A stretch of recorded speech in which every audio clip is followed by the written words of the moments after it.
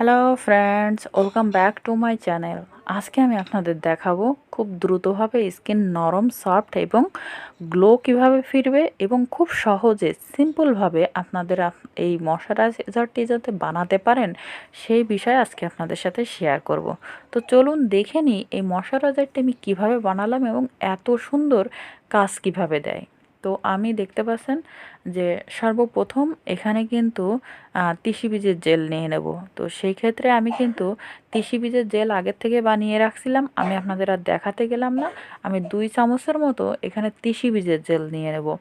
তো তিসি বীজের জেল কীভাবে বানাতে হয় সেটাও আমি জাস্ট একটু মুখে বলে দিই।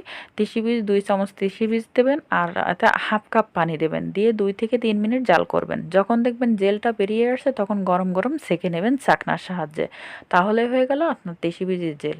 আর এখানে আমি দিয়ে দিচ্ছি আমার আতপ চাউলের মাড় ছিল, অর্থাৎ ফ্যান ছিল।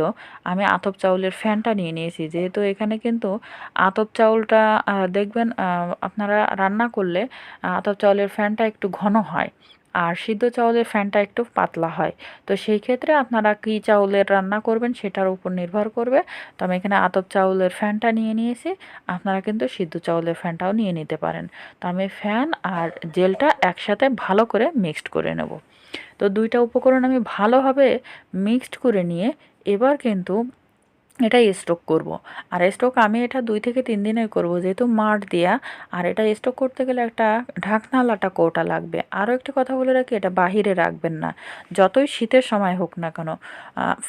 ভাতের যে মাড়টা রয়েছে সেটা তো অবশ্যই বুঝতে পারছেন গন্ধ হয়ে যেতে পারে।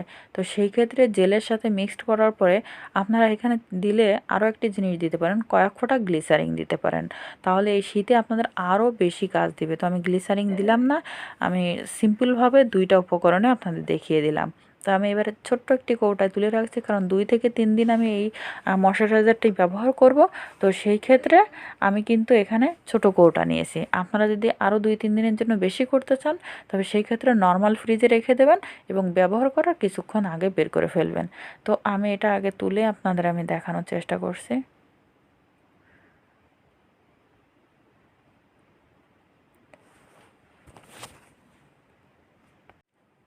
তো দেখতে পাচ্ছেন আমি কৌটায় তুলে ফেলছি। এবার এটা আপনারা অ্যাপ্লাই করতে পারেন। বা যা পড়েই গেল। আচ্ছা, আমি পরিষ্কার করে আমি ফিরে আসছি। তো দেখতে পাচ্ছেন আমার কিন্তু ময়শ্চারাইজারটি তৈরি করা হয়ে গেছে। এটি আপনারা রাতে ব্যবহার করে রাখতে পারেন, রাতে ব্যবহার করবেন, সকালে দেখবেন আপনার স্কিন নরম সফট হয়েছে।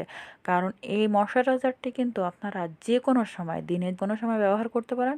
আপনাদের স্কিনের কোনো ক্ষতি নাই, কোনো সাইড ইফেক্টস নাই।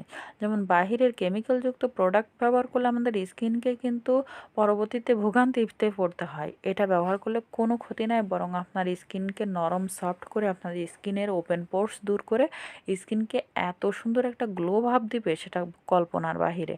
এক মুহূর্তেই দেখতে পাচ্ছেন যে আমার হাতের কিন্তু পরিবর্তন আপনারা বুঝতে পারছেন যে আপনাদের আমার হাতটা কত সুন্দর নরম সফট লাগছে। তো এটার রেজাল্টের জন্য কিন্তু আপনারা সকালে ঘুম থেকে ওঠার পরে ব্রাশ করে আসার পরে মুখ ধুয়ে ফেলার পরে দেখবেন একটা মানে খসখসা একটা ভাব থাকে।